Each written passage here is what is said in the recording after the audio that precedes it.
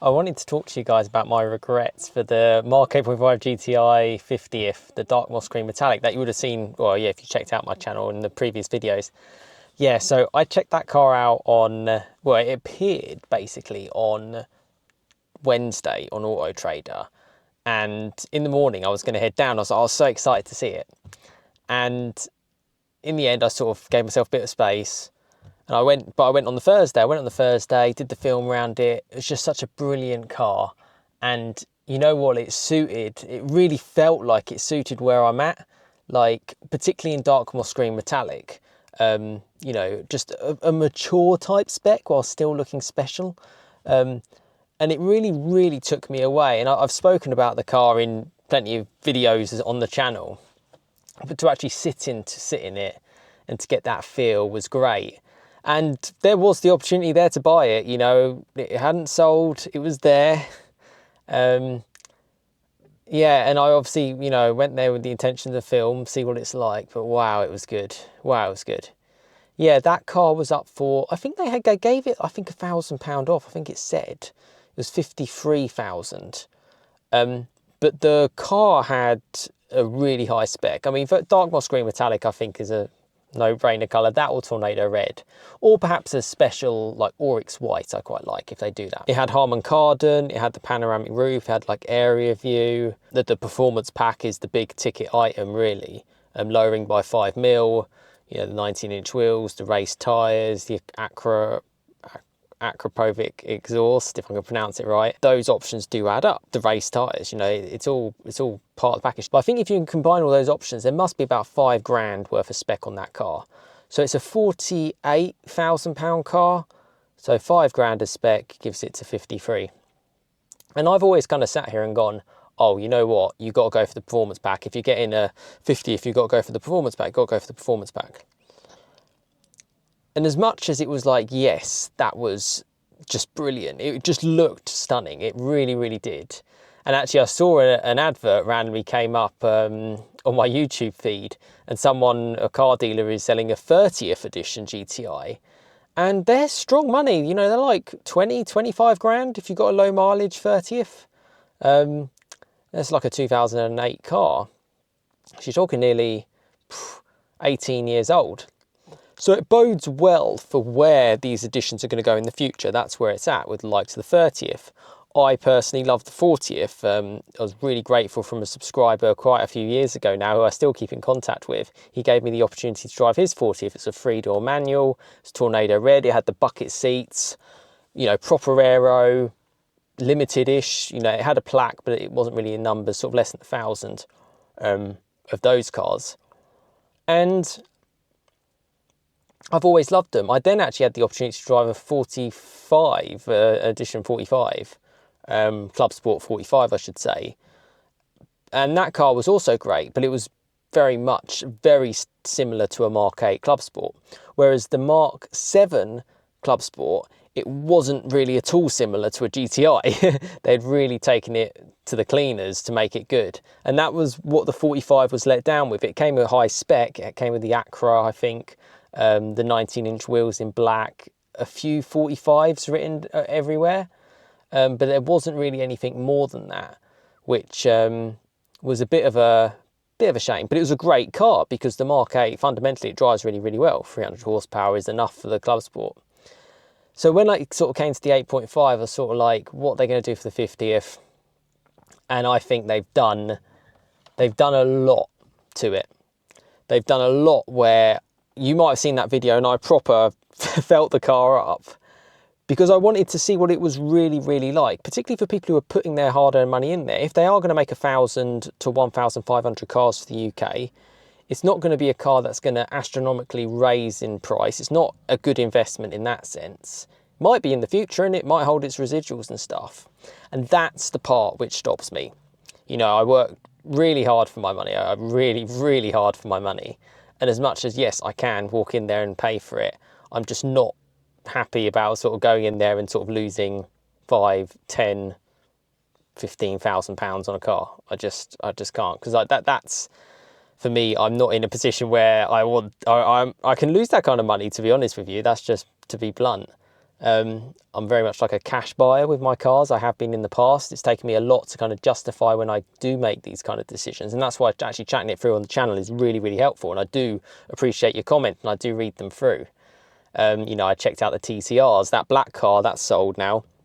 A black TCR. The white one got reduced by another £100. I think it's 26,800. So that's still up. And I was looking at like Fiesta STs again. There was a one owner Fiesta ST from 2013. You know, I bought mine brand new in 2013 and it had done 70,000 miles, and it was private seller up in Edinburgh. It's still for sale if someone wants to get it. Mount tuned from factory. So he got it with the MK8.5. You haven't heard of those cars. Super lightweight, super agile, super fun, well cared for by the looks of it, and less than £6,000. And I'm like, well, maybe that'll scratch the itch. But then I've had two previously. I had my one from new for 4 years. And then I had an ST200, which was modified stage 2 from Revo stage 2. So I've had my kind of Fiesta ST fills and I loved them. I don't really want to keep looking back. I want to keep looking forward. That's where the 50th hit me, because it was looking forward. No one had that car. You know, at the end of the day, it's super rare. I know plenty of people waiting. And the reason why the delays are the stuff like the Varmanor wheels, the fact that they're not going to make 1,000 straight away, are they? They're going to obviously work it through the production line. It takes more effort to make a 50th edition. You know, they have to go through their processes. They have to get the seats, they have to get the tartan, they have to get the 50 badges, they have to put the stickers on. The stickers was a bit of a strange one. Yeah, someone picking off the stickers of my 53 grand car, I think would do my head in on a car meet. I said it in my video. I know they can't paint it in, but I don't know what they could do. Maybe they could have, like, over every sticker put PPF. Maybe they have put PPF. And that was the thing that I was thinking about, because the dark moss green metallic was so good. I think if I got that car, I'd be straight away getting it ceramic coated, getting it proper detailed, and then getting it PPF'd, probably all over. And then with the wheels with the red accents, which actually do look really good in person actually. Even with the red decals down the side, it wasn't too over the top. Like they did on the TCR, they did loads of those little circles things and it was a bit too much.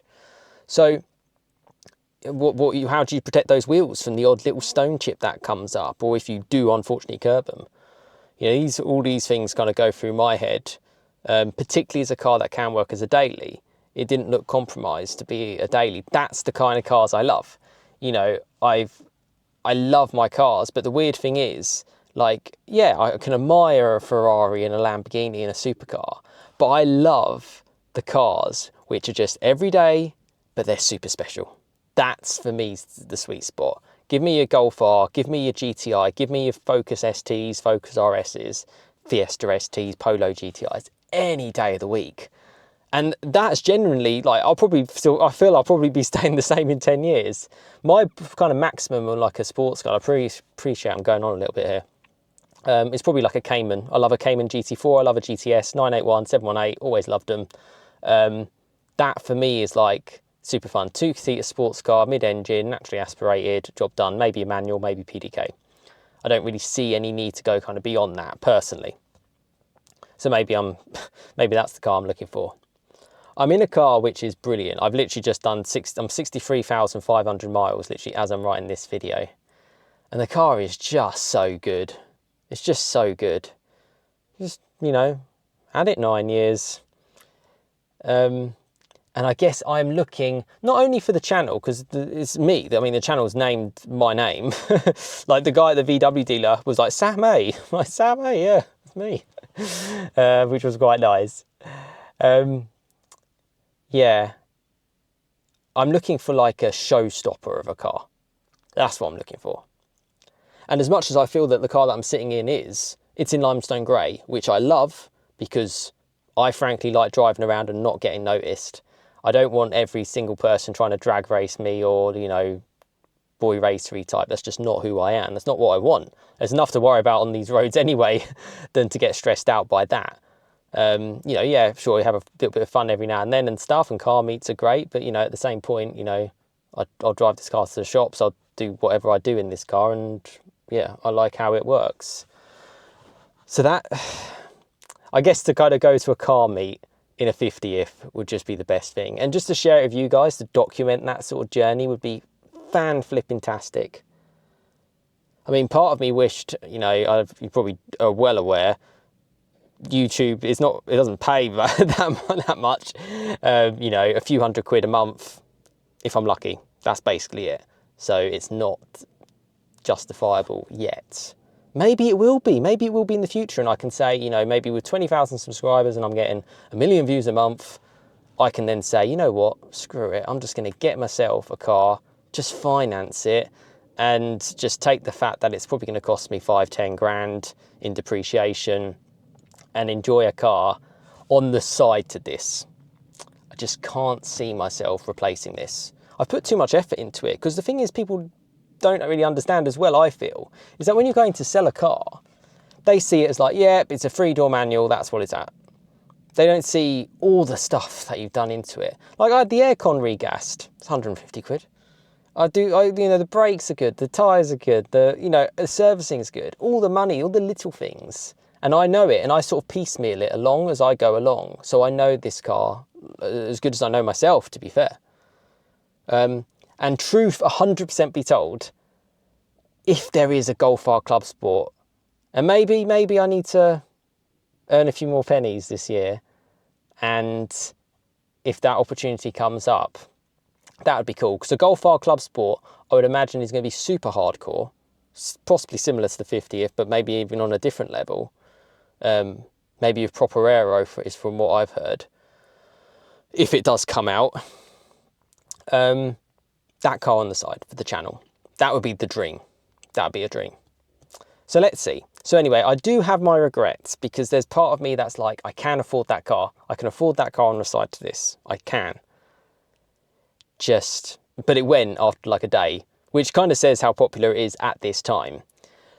And going on to why I'm kind of having a change of slight thought on the performance pack is the one you have to go for, is simply because those pretends Bridgestone race tyres, they're slicks, they're semi-slicks basically.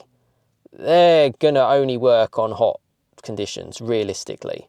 Like, even cold conditions, even if it's dry, they're just not gonna work. Not gonna work. And they're not really gonna work unless you've really given it some, which you can't do on the road, particularly in the UK, sadly. So it's a special occasion car. And just to be completely honest with you, as soon as September, October hits and you get into the winter months, that car, unless you have a second set of tyres and wheels, it's just not going to be usable. That's where the standard edition 50, I think, makes sense. Just get it with no options except for the paint colour you like. So I would go no options, dark moss green. I think that still comes with the red Queenstown wheels. I'll clarify that for you guys, and I'll put it on like text on screen. Because then you get that amazing paintwork, you get a car that's slightly raised. Okay, you don't get DCC. Again, I don't know if you can option DCC without going for the performance pack. I will check that with you, and I'll put it on screen, what I can see on the configurator. It's a car that could be good, and that car would sit under 50. I think it would be, with the paint, I think it'd be about 49. And maybe there might be a deal come, you know, halfway through this year or something like that, as you get into the winter months, and you can pick up a car like that for 42, 43 grand. You know, I've seen a MK8.5 Golf R X Demo. It's in Dolphin Grey, and it's got a performance pack. It's got Varman all wheels. It's got the and DCC, and it's non-black edition, and it's done 1,500 miles from a dealer, and it's 3 months, you know, 3-4 months old, and it's 42 grand. So I mean, I think that's a good 10 grand off. That's what I mean about fucking hell. And I say the same to you guys. I don't want to see you lose money. I want it the best thing for you. I'm looking forward to hopefully driving the car, the 50th.